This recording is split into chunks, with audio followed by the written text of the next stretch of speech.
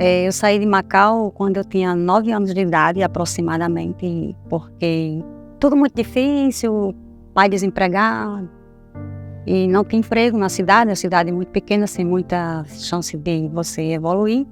E vim para Natal morar no Bom Pastor, ali na Mitas Barros, já no Bom Pastor, no bairro do Bom Pastor. E eu estudava na Escola Técnica de Comércio, que era ali perto da, hoje, Caixa Econômica Federal. Então, foi um período bem difícil, porque nós estávamos sem condições financeiras quase nada, né?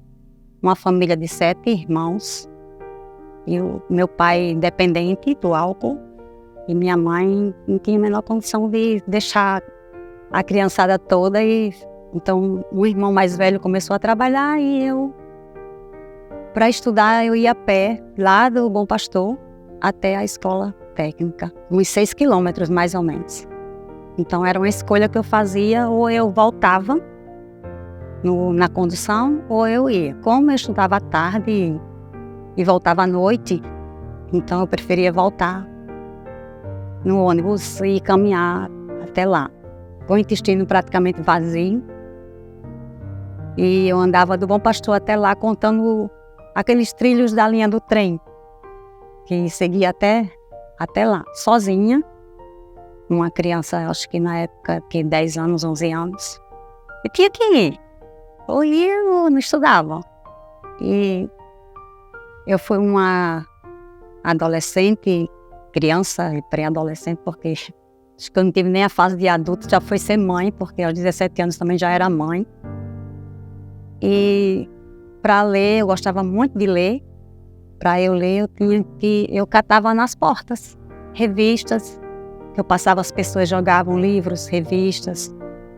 E eu pegava aqueles que estavam ainda limpos e lia. Tive muita vontade de estudar, de ler, de conhecer tudo o que eu fazia. Em relação a isso, eu tentava fazer da melhor forma possível e dentro das minhas condições. Meu primeiro trabalho foi como recepcionista de um escritório de advocacia, quando meu filho tinha 10 dias de nascido. Enquanto as pessoas estavam entrando de licença maternidade, eu estava partindo para o primeiro emprego, porque o marido ganhava salário mínimo, também muito jovem, e a gente não tinha um suporte. A família também não tinha como dar o suporte. Então, assim, muita falta de informação naquela época a respeito de tudo. E é uma gravidez inesperada e, não digo indesejada, mas inesperada. E tivemos que lidar com isso.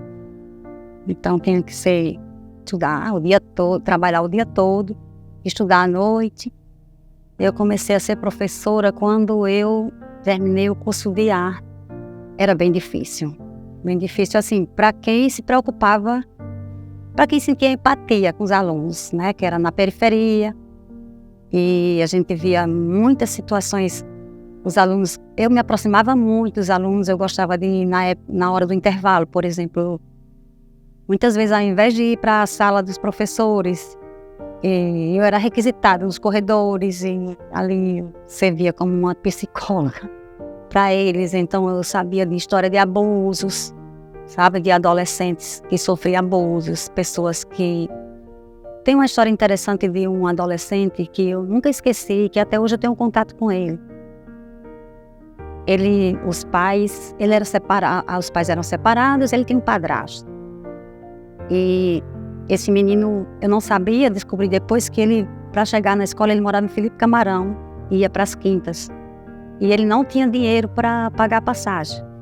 Então, naquela época, subia por trás e ele enganava os cobradores e tudo. E às vezes os cobradores botavam para fora. E eu descobri, aí uma vez fiz uma campanha com os professores, conseguimos os vale-transporte, as coisas. E um dia, a mãe dele assassinou, matou o padrasto. Ela apanhava muito dele e tudo. E numa briga, ela pegou a arma dele e acabou matando. E esse menino sofreu muito, com mais 3 irmãos, eu acho que ele... Então esse menino, a gente ficou com um contato, uma ligação, porque dei umas orientações a respeito de como ele buscar ajuda para a mãe se defender, tudo, que ele ficou tomando conta dos irmãos menores. E hoje ele tá na Marinha. E ele, às vezes ele liga para mim, liga de vez em quando. O ano passado, na véspera de ano novo, ele fez uma chamada de vídeo para mostrar as filhas dele, para me mostrar para as filhas dele, porque dizendo que eu, segundo ele, que eu ajudei na vida dele, né? Ele passou no concurso da Marinha por minha causa, porque eu ajudei ele nisso. E assim tem outro também que eu ajudei, porque ele, aos 40 anos, ele é amigo do meu filho. E ele estava chorando no Natal e disse: eu não sei o que fazer da minha vida, eu não tenho mais esperança. Ele não tinha nada, tem 2 filhos, tudo. Eu disse: por que você não tem esperança? Olha, tem coisas piores, você não pode desistir. Aí, tenta ver as coisas de outro lado. Se você, até hoje, você se comportou desse jeito, vamos tentar mudar o que é que está errado. Eu me lembro que no dia seguinte, isso foi véspera de Natal, esse rapaz. No dia seguinte, eu mandei 2 livros, um de português para concurso e um de matemática para concurso, com uma cartinha. E disse para ele: aí tá, e aí pode estar a sua chance de dar uma guinada na sua vida. Não tem outra oportunidade, não tem outra chance. Para gente que não tem um suporte, pais que têm um dinheiro, essa ainda é a única alternativa. Aí ele pegou esse livro: como que eu vou fazer? Eu não tenho base, não sei o quê, que ele queria entrar no IF, aos já quase 40 anos, eu acho. E eu disse: conta comigo para a parte que eu puder ajudar. E indiquei uma colega, que era de matemática, professora de matemática, e quando ele tinha as dúvidas, ele vinha até nós, por telefone e tudo. E hoje ele está na Vale do Rio Doce, e ele agradece demais. E ele está fazendo um trabalho que me deixou muito feliz. Ano passado ele pediu para eu gravar um vídeo para 5 meninas que ele pegou lá na região norte, e ele começou a ensinar. Preparou umas apostilas para preparar essas meninas para o IF. Dessas 5, 3 conseguiram aprovação. E ele pediu para gravar um vídeo para os pais dessas meninas e para elas verem. Então, assim, é muito gratificante saber que uma sementinha plantada, né, gerou frutos. Aliás, não só um, vários. As meninas, os meninos diziam assim: olha, puxa vida, por que eu tenho que estudar? Para que eu vou estudar? Meu pai é pedreiro, minha mãe lava roupa para sobreviver. O outro dizia assim: a minha mãe vive embriagada. Eu vou ser do mesmo jeito deles, não tem como mudar isso. E eu olhei para eles, olhava para eles e dizia assim: ó, não pode pensar dessa forma. Se eu fosse pensar assim, eu não estaria aqui. Eu estudei nessas mesmas cadeiras que vocês estão sentados, porque foi na mesma escola que eu estudei. Era na escola Rotary, quando eu comecei aqui em Natal, os primeiros anos em Natal. E nem por isso eu me acomodei. Meu pai era dependente do álcool, minha mãe, dona de casa, muito, muito sonhadora, devo muito a ela. Uma mulher assim, digna de aplausos, a minha mãe. Ela nunca estudou muito, mas sempre lutou muito para que eu conseguisse. Então, se não fosse por ela, e pelo meu pai também, que tinha uma doença, né, que era uma doença, mas era um homem de muita honra, muito digno, e me deixou muitos valores que nos livros a gente não encontra. Na verdade, quando eu fui fazer o curso de Direito, eu não tinha muita vontade de advogar.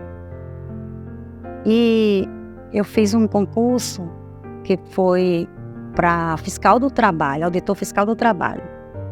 Me inscrevi numa época que eles só estavam aceitando as inscrições para quem tinha contabilidade, direito e economia era restrito a algumas áreas. E depois eles entraram com a liminar, o pessoal, e eles abriram para qualquer pessoa. E uma colega me convidou, uma pessoa da UFRN, eu disse: como que eu vou enfrentar essas pessoas? Quando cheguei na fila, todo mundo de terno, gravata, aqueles advogados, aquela coisa toda, e eu tinha terminado o curso de letras. Eu não tenho a menor chance. A gente não tem chance para... Era só direito, né? Estatística, contabilidade e tudo. E a minha colega disse: vamos tentar. Aí eu tentei esse concurso. Fui aprovada ainda, acho que em 32º lugar, mas não... Foi a época que o Collor assumiu e brecou já estava com o nome para o curso de formação e suspenderam tudo. Aí eu disse, olha, se eu preciso para passar num concurso desse, fazer esse curso de Direito, eu vou lá. Aí resolvi fazer. Fiz o vestibular de novo e fui fazer o curso de Direito. E antes de concluir o curso, eu fiz o concurso aqui para analista administrativo e fiquei em 4º lugar. E ninguém acreditava, né? Na verdade, essa história de não acreditar, eu vi muito durante a minha trajetória, muita gente dizer assim, ó, pessoas conhecidas da família, tudo, se o filho de fulano não conseguiu, você acha que você vai conseguir? Eu escutei muito assim. E eu devo muito a essas pessoas, porque elas me deram um gás que elas não têm nem noção. Cada vez que alguém desacreditava de mim e usava o meu pai, entendeu? Para dizer assim, você é filha de quem? Isso machucava muito, hein? Eu dizia, vou mostrar que a filha dele vai ser gente um dia. Ser gente que eu digo, não é ter dinheiro, não é nada, é só mostrar assim que eu podia chegar em qualquer lugar. Eu poderia chegar, dependia de mim. Então foi muito difícil, assim, eu chegar aqui na justiça, em qualquer outro concurso. Na época eu consegui aprovação para o TJ, consegui para o TRT, consegui para a Controladoria do Estado, consegui para o Auditor Fiscal do Trabalho. Então assim, você vai chegar num ponto, é só você seguir. Eu digo muito às pessoas que eu tento incentivar, entre na fila e não saia dela. Porque se você sair da fila, você vai voltar para o final depois, quando você quiser retornar. Então não saia da fila de jeito nenhum. Segure seu lugar e vá aos pouquinhos. Você só chega lá se você der o primeiro passo e seguir passo a passo. Então assim, consegui. E essas pessoas eu olho em termos de conhecimento, em termos de conquistas, está muito distante de mim, estão muito distantes de mim. São cartas marcadas, diziam assim, são cartas marcadas. Mas assim, olha, alguém vai esquecer de marcar uma dessas cartas. Porque se ficar uma sem marcar, essa vai ser minha. Então assim, eu acreditava, eu sabia que ia ser longo, porque eu era mãe. Eu não tinha ninguém para me ajudar com os serviços domésticos. Eu tinha que ser faxineira, cozinheira, arrumadeira, tudo. Todas as eiras da vida. E tinha que estudar. E tinha que tentar ser o melhor que eu pudesse na faculdade. E em tudo que eu fazia nessa área. Me dedico à minha família hoje. Porque eu não conseguia viver isso com meus filhos. Eu corria muito. Meu tempo com eles era muito pequeno. E interessante, Ana Ruth, que o que me motivou para chegar cada vez mais longe, no começo eu tinha vontade de ter uma casa minha, um cantinho meu. E era a única saída, né? A casa era muito cheia, muita gente dentro de casa, esse era o começo. Depois que eu fui mãe, o meu sonho era tão pequeno. Eu só queria poder sair com meu filho e ele pedir um saco de pipoca. Se eu fosse a um parque, eu dizia assim, não precisar dizer assim, ou você pega o sorvete ou você pega a pipoca, porque eu não tenho dinheiro para os dois. Né? E eu dizia, meu Deus, eu não quero tanto. Eu só quero o mínimo. E eu dizia assim, vou atrás de um contra-cheque para eu ter isso. Então, hoje eu estou muito bem, só agradeço a Deus tudo que eu consegui.